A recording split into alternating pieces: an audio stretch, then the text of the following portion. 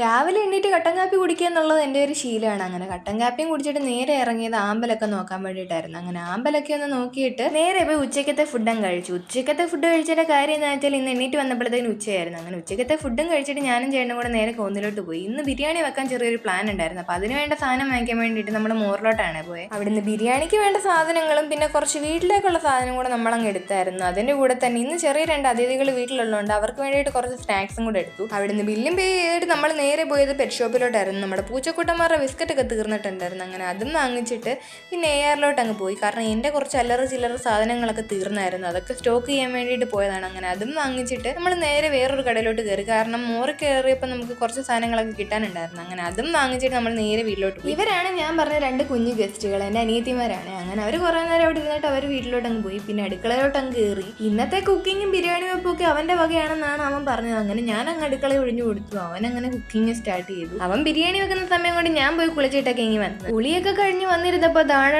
ഒരാൾ കതവ് തുറക്കാനുള്ള അതീവ പരിശ്രമത്തിലിരിക്കുകയായിരുന്നു നമ്മുടെ മിക്കി. അവൻ വന്ന നാളെ തൊട്ട് എങ്ങനെ കതവ് തുറക്കാം എന്നുള്ള കാര്യത്തിൽ PhD എടുത്തുകൊണ്ടിരിക്കുക. ചില സമയത്ത് അവൻ കതവ് തുറന്ന് കയറാറുമുണ്ട്, അതിൻ്റെ അകത്ത് കയറി കുരുത്തക്കേടും കാണിക്കാറുണ്ട്.